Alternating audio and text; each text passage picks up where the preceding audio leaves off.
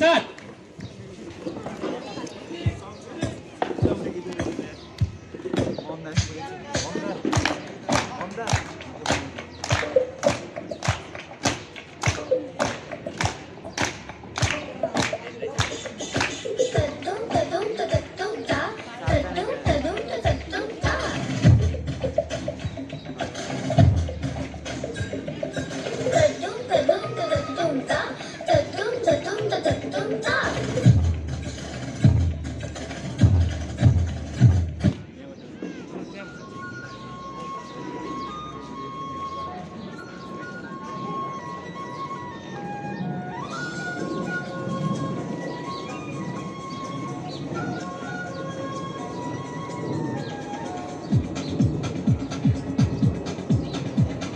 देखो देखो क्या वो पेड़ है, चादर ओढ़े या खड़ा कोई।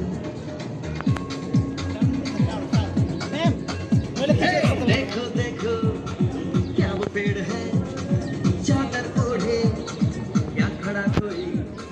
बारिश आसमान में छोड़ दिए हैं नल खुले कहीं।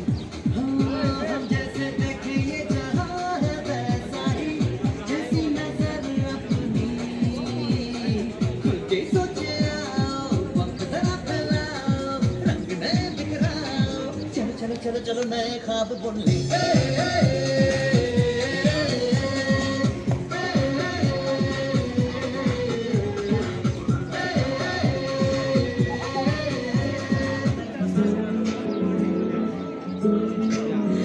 रंग बदल बदल के क्यों चहक रही है दिन दोपहरियाँ। मैं जानू ना जानू ना जानू ना जानू ना क्यों खुदक खुदक के धड़कनों की चल रही की लहरियाँ। मैं जानू ना जानू ना जानू ना जानू ना रंग बदल बदल के क्यों चहक रही है दिन दोपहरियाँ। मैं जानू ना जानू ना जानू ना जानू ना क्यों खुदक खुदक की धड़कनों की चल रही ये लहरियाँ। मैं जानू ना क्यों जरा सा मौसम सर्द रहा है या मेरा मूड बस खरा है जो ज़्यादा मनमानियों का है वो कैसा रस भरा है। मैं जानू ना जानू ना जानू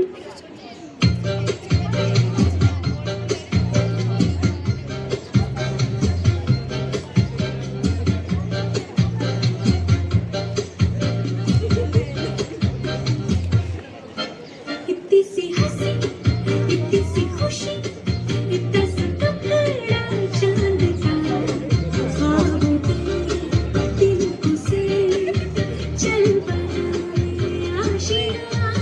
इतनी सी हंसी इतनी सी खुशी इतना सा टुकड़ा चांद का ख्वाब दिल को से चल बनाए आशियाँ। दबे दबे पाँव से आए होले होले जिंदगी, होठों पे उंगली चढ़ा के हम ताले लगा के चल हम सब तराने चुपके गाए आधी आधी बात ले। आजा दिल की ये ज़मीं, थोड़ा सा तेरा संग थोड़ा मेरा भी होगा अपना ये आशियाँ। कोई कहे कहता रहे कितना भी हमको दीवाना, कोई कहे कहता रहे कितना भी हमको दीवाना। हम लोगों की ठोकर में है ये ज़माना। जब सांस है आवाज़ है फिर किस लिए हिचकिचाना। जब सांस है आवाज़ है फिर किस लिए हिचकिचाना। गाएंगे हम अपने दिलों का तराना।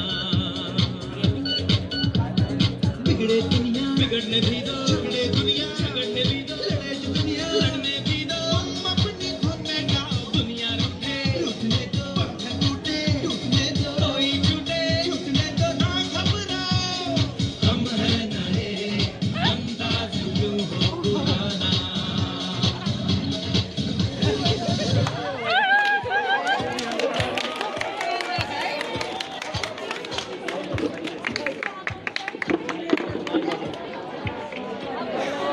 अत्यन्त राम्रो नृत्य प्रस्तुत गर्नुभयो नृत्य टोलीले। उहाँहरूलाई एकचोटि जोरदार ताली बजाएर हौसला बढाइदिउँ। ले नै हामी भोलि के बन्ने कस्ता बन्ने भन्ने कुरा निर्धारण गर्दछ। न कुनै कुराको पीर न कहीँको चिन्ता, ती रमाइला रङ्गी चङ्गी वातावरण, ती हामीले खेलेका खेलहरू अनि ती हाम्रा प्यारा साथीभाइहरूको साथ फर्केर त्यही बाल्यकालमा जाउँ, फेरि बालक बनेर बालकको जीवन बिताउँ। तर सबैको बाल्यकाल कहाँ उस्तै हुन्छ र?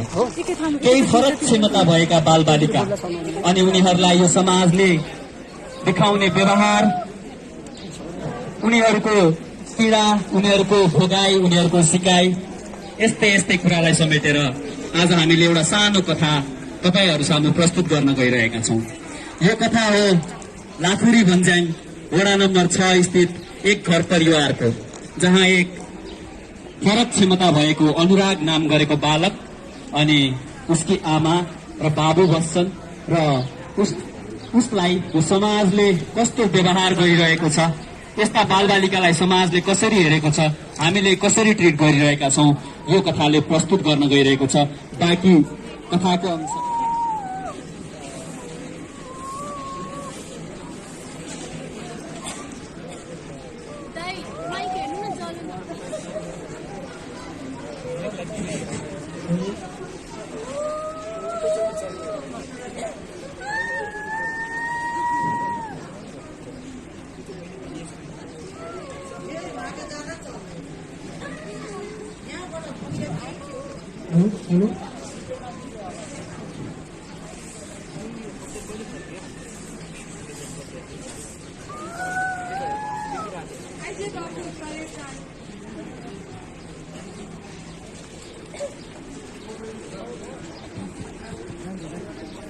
टोयलेट गएर लिएर आइसकेपछि छोरा यथावत रूपमा खेलिरहेको हुन्छ।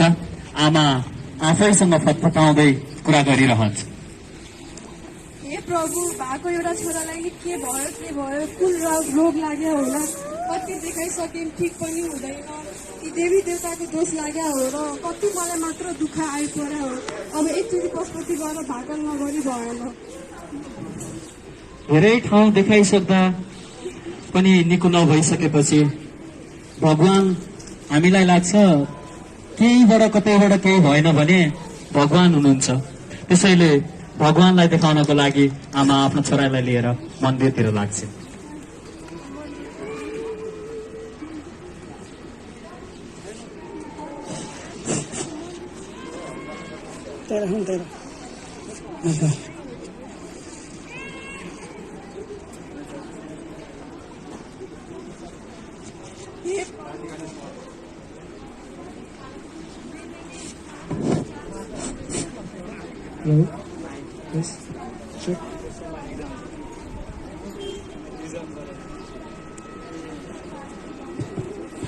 आमाले छोरालाई टीका लगाइदिन खोज्दा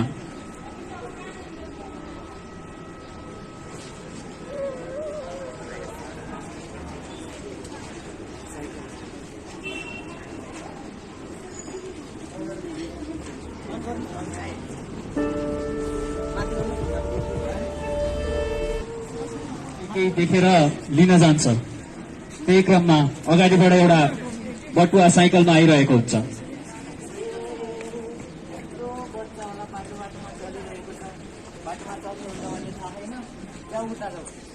बाबु, तपाईँले यसरी गाली नगरिदिनु न, बिरामीको डर भन्ने कुरा नि थाहा हुनु, किन यसरी गाली गरिदिनु भएको?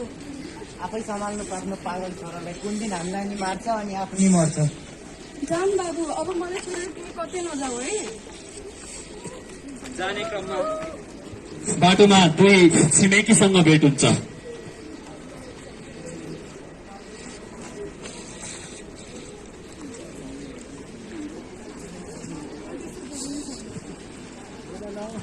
माइक दो ना भाई, माइक दो ना।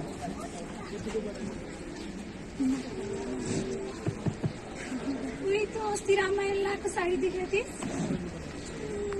साडी साडी गर्थे केही राम्रो लागेन धोती जस्तै थियो त्यो त खुइ लाउँदै थियो ए कहाँ जान लागेछन् अनुराग त बाबामा आमा छोरा अनुरागलाई सन्चै छैन कति देखाए के रोग हो त्यो नि पत्ता लाग्दैन त्यसै भएर मन्दिरमा भाकल गरेर आएको त्यस्तो भएको छ भने कुरा त छोडिदिनुहोस् मलाई त ए हो र नानी त्यस्तो बाबाजी नै हुनुहुन्छ र मलाई त्यो बाबाजीको बारेमा त थाहा नै थिएन हुन्छ त्यसो भए साँझ यसको बुवासँग कुरा गरेर लाग्छु नि त लैजानु है दिदी हस् हस्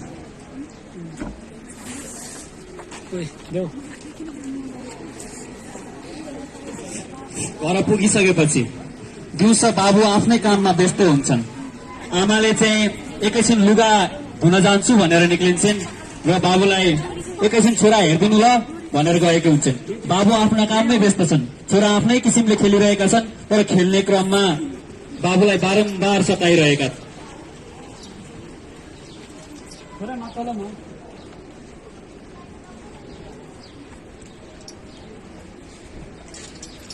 नचलो भनेको सुन्दैनौ बेलामा छोरो पायो भनेर कत्रो फुर्ती लाग्यो सबैलाई भुट खुवाउँदै बसियो। अहिले यही छोराले गर्दा समाजमा नाकमुख देखाउनु पनि डर लाग्छ। फुटको कुन्जुनीको पाप गरिएछ आज यस्तो देख्नु पर्यो भोग्नु परेको। उल्टै बुढेसकालको सहारा बन्न भनेको त उल्टै यही छोरालाई नै 24 घण्टा स्याहार्दै नै समय बित्छ। यहाँ आइज छोराको गतिविधिले अति नै झिझो मानेर बाउले छोरालाई लगेर खानामा लगेर बाँधिदिन्छ।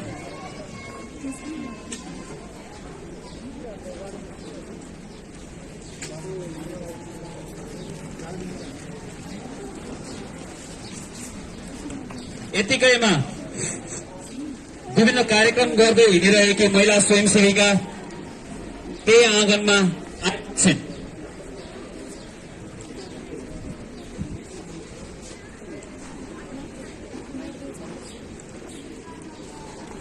यो बाबुलाई कसले यसरी बाँधेर राखेको हजुरले हो किन बाँधेर राख्नु भएको बाबु तिर्दैन त्यही भएर कहाँ यस्तो गरेर हुन्छ खोलिदिनु छिटो यसरी बाँधेर राखेको हुन्छ त यति सानो बच्चालाई हेर्नु न स्वयंसेविका नानी केही काम पनि सुखले गर्न दिँदैन, खालि अटेरी मात्र गर्छ। खै के गर्ने मलाई त वाक्क दिक्क लागिसक्यो। अनि यति सानो बच्चा भने चाहिँ अटेर त गरिहाल्छ नि अनि यसरी आफ्नो छोरालाई बाँधेर राखेर कहाँ हुन्छ त त्यही त 7 वर्षको भइसक्यो अहिले पनि केही काम पनि ढङ्गले गर्ने होइन। उमेरमा चाहिँ के गर्नुपर्ने खालि एकै काम दोहोऱ्याएर गरिरहेको छ, केही पनि गर्दैन। खै के गर्छ केही थाहा छैन मलाई। ए अनि उसले हजुरहरूसँग बोल्दाखेरि आँखा जुदाउँछ कि जुदाउँदैन त त्यस्तो आँखा त जुदाउँदैन। त्यसो हो भने उसको लक्षणहरू हेर्दा त उसलाई अटिजम भन्ने एउटा अवस्था भएको जस्तो छ होइन। अनि अब हजुरहरूले चाहिँ गएर सेन्टर फर अटिजममा गएर चाहिँ उसलाई एकपल्ट कन्सल्टेन्टसँग देखाउनु पर्छ होइन। अनि के हुनसक्छ कि अटिजम के हो यो अटिजम भने? अटिजम भनेको चाहिँ एउटा कुनै पनि रोग नभएर होइन एउटा मानिसमा जन्मजात आउने एउटा अवस्था हो। अनि मैले यस्तै जस्तै एउटा बालकलाई देखेको थिएँ होइन। अनि उसलाई चाहिँ सेन्टर फर अटिजममा लाँदाखेरि चाहिँ एकदमै सुधार आएको थियो। त्यसैले उसलाई पनि एकपल्ट देखाउनु न है, उसलाई अटिजम नै भएको हुनसक्छ नि हुन्छ।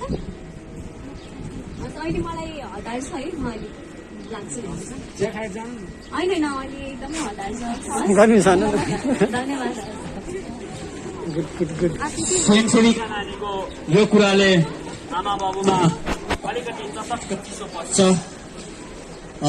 अनि केही आशा पनि पलाउँछ। भरे साँझ बुढाबुढीको गन्थन मन्थन हुन्छ यही कुरालाई लिएर।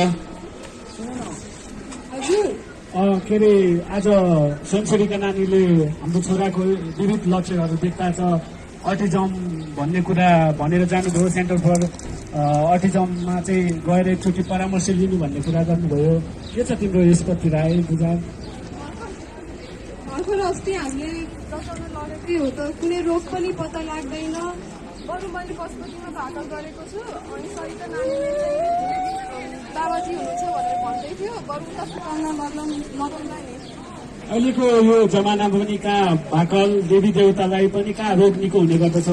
त्योभन्दा त समयमा नै हामीले छोरालाई त्यहाँ सही ठाउँमा पुर्याउन सके एकदम उपचार अलि सजिलो हुन्छ कि। स्वयंसेविका नानी पनि एकदम पहिलादेखि नै चिनेको हो मैले।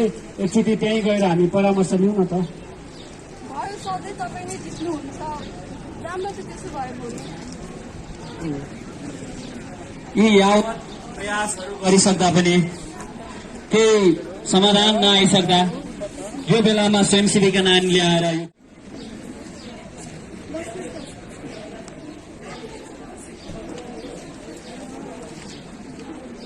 माइकले लस्टो धोका दिएको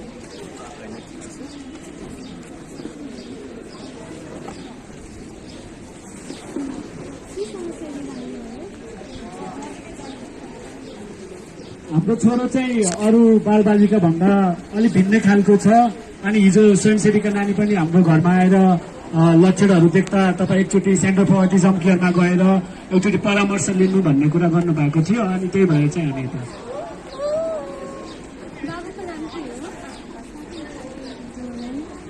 बाबुको नाम के हो अनुराग 7 वर्ष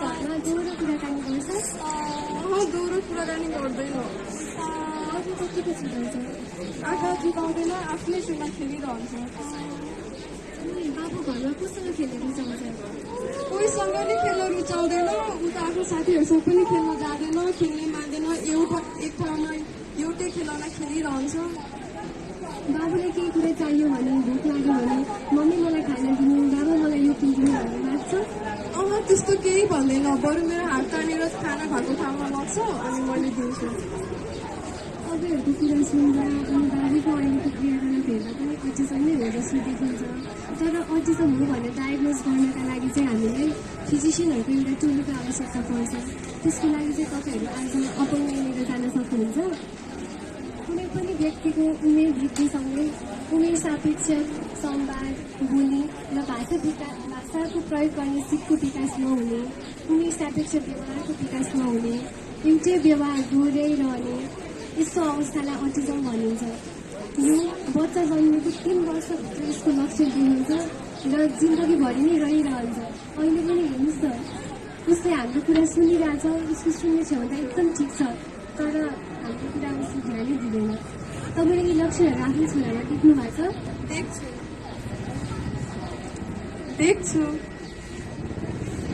बाबु अनुराग बाबु अनुराग तिमीलाई नाम लेख्न आउँछ आफ्नो माइक बाबु यो पनि अटिजमकै एउटा लक्षण हो कुनै शब्द वा वाक्यांश दोहोऱ्याइरहने असम्बन्धित प्रश्नको उत्तर दिने एकहोरो आफ्नै सुरमा बोलिरहने यो सबै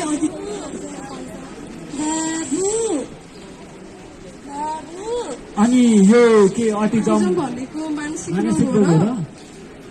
र यो मानसिक शारीरिक कुनै पनि रोग होइन यो भनेको जन्मजात देखिने एउटा अवस्था हो यसका लागि यो के कारणले हुन्छ भनेर अहिलेसम्म पत्ता लागेको छैन यसको यो निको हुने औषधि पनि बनेको छैन तर हामीले थेरापी गरेर तालिम दिएर बच्चामा केही सुधार गरी ल्याउन सक्छौँ सेन्टर फर अटिजममा तपाईँहरूले हामीले अभिभावकका लागि र बालबालिकाको लागि दुवैका लागि तालिम दिने गर्छौँ तपाईँको बच्चामा केही न केही सुधार अवश्य आउँछ एकचोटि यहाँ आएर आज अपोइन्टमेन्ट लिएर जानुहोस् अनि उसलाई डायग्नोज भएपछि हामी तालिम सुरु गरौँ न हुन्छ गर्ने व्यवहार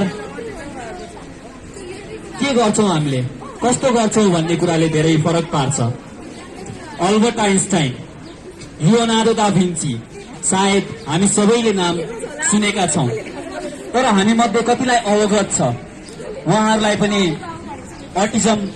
उहाँहरू पनि अटिजमका शिकार बन्न पुगेका थिए अटिजमका बावजुद पनि उहाँहरूले दिएको देन उहाँहरूको नाउँ आज युगौं युगले जपिरहेको छ उहाँहरूले दिएको देनकै कारण आज युगले काँचुली फेरेको छ त्यसैले होलान् केही भिन्नता तर देखाउँ सबैलाई समानता हस्त धन्यवाद